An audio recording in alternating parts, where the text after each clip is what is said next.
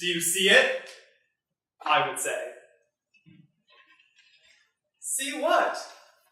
He would say. There's only one bear. Huh? I said there's only one. Oh. Oh, I see. And there's a big red scar right above it. Oh. Oh, I see. It's beautiful. When I woke up from the coma, that's what I imagined. I had gone under that morning with 2 testicles and woke up with only 1. When the doctor told me I had cancer, I was more worried about him than I was about myself. He had never had to tell a 19-year-old kid that he had cancer before. He was sweating around the brow, mirroring the bronze drops of blood on the crucifix on the wall behind him. I didn't want to look at him. He made me worry about him. So instead, I looked over his shoulder at the tortured Christ on the wall.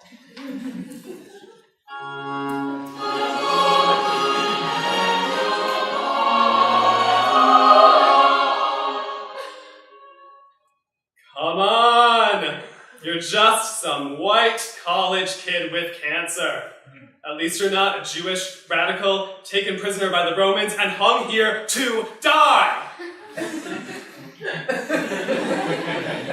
When I tore my gaze from the bloody Christ, the doctor was saying, you won't need a prosthetic.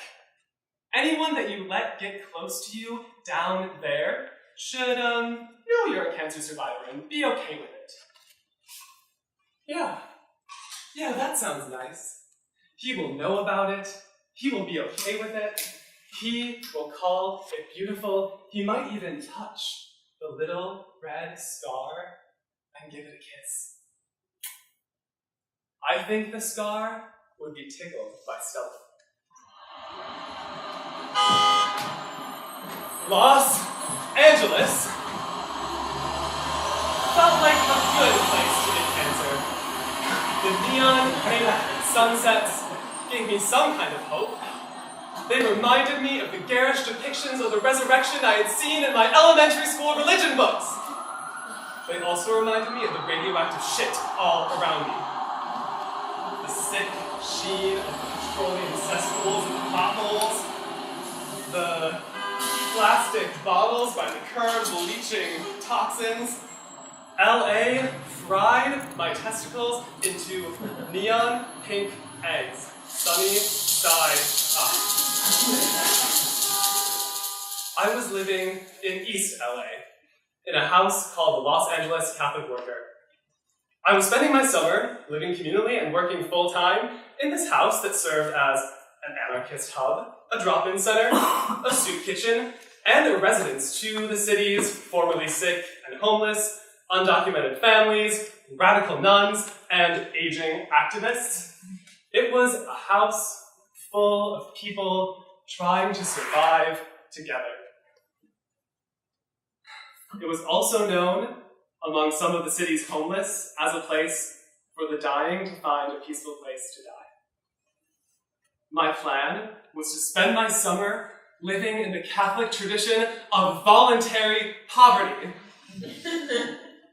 Luckily for me, my poverty was quite literally voluntary. So, faster than my father's Wells Fargo card could go ka-ching, I was jetting across those neon pink skies en route to my parents' house in the December, where I laid between the cushy sheets of my childhood bed in St. Paul and started chemotherapy at a plush, private hospital in Maplewood.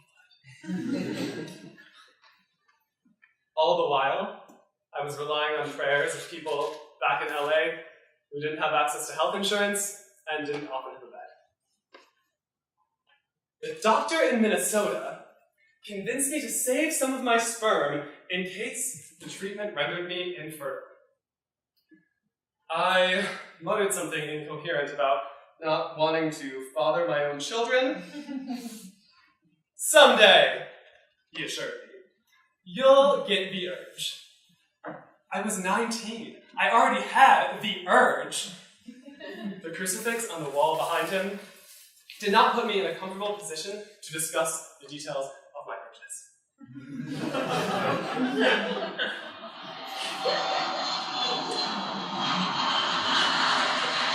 This is my body, which shall be given up for you. Fuck you, Jesus!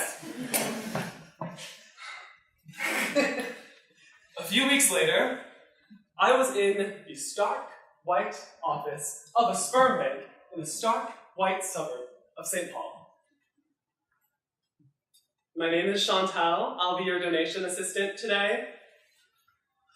It was a scripted voice with the quality of a disgruntled drive-thru employee. Chantal's hair was the same color as her face, like washed out denim. I signed several forms, silently, giving permission to destroy my sperm in the event of my death. You have nice hair, she said, without altering her drab facial expression. I ran my fingers through my hair. Was that supposed to be sexy to prepare me for donation collection? Was Chantal aware that in just a few weeks all of my nice hair would be gone because of chemotherapy? She led me into a stark white room with a table and a faux leather chair. Before closing the door, she handed me a small plastic cup for what she called donation collection. On the table was a wide collection of porn rags,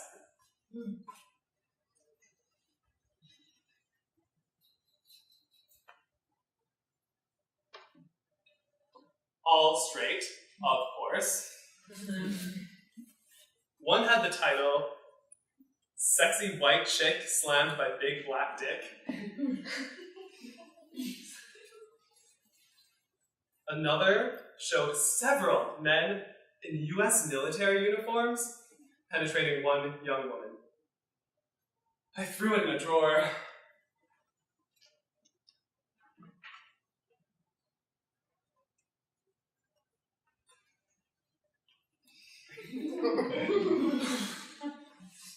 And began my donation process, annoyed.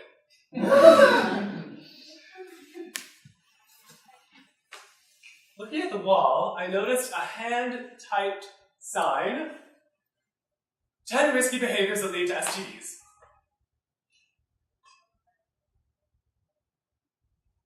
Number 1, having sex with other men. My annoyance instantly turned to fury. They made that sign in a tasteless Comic Sans font.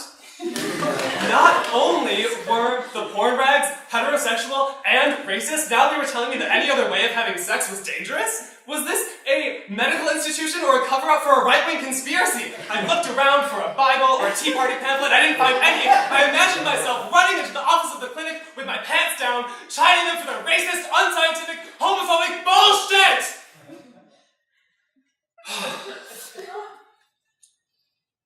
I let out a long sigh.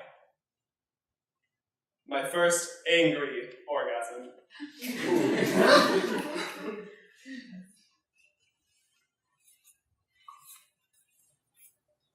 A few weeks later, I feel and look like shit.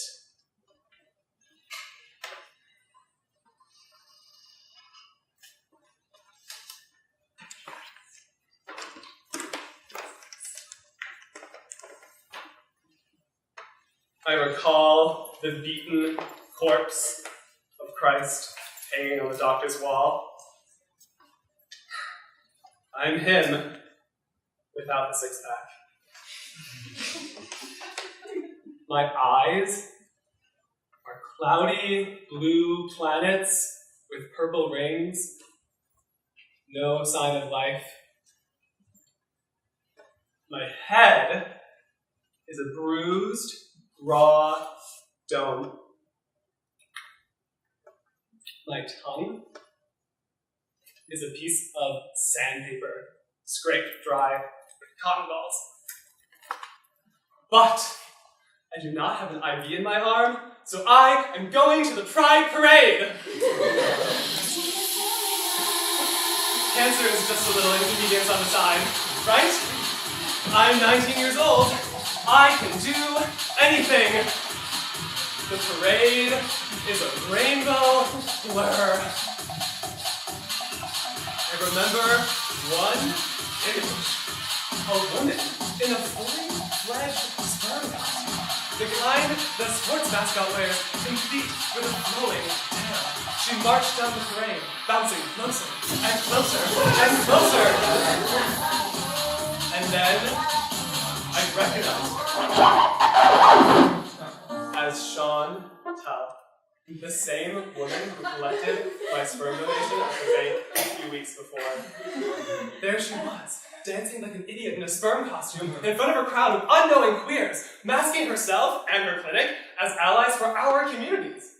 I remember the hand-typed Comic Sans poster in her office that categorized our behaviors as risky, yet there she is with a handmade sign reading "Donate now" with the same drab facial expression, marching down the parade, her tail up and down, up and down. She waved in my direction, likely failing to recognize me without my nice hair, and threw a Tootsie Roll towards me.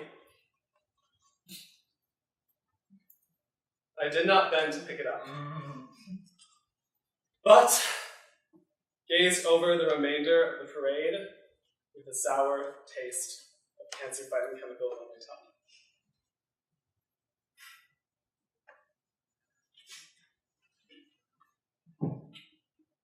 Five years later, I'm a survivor.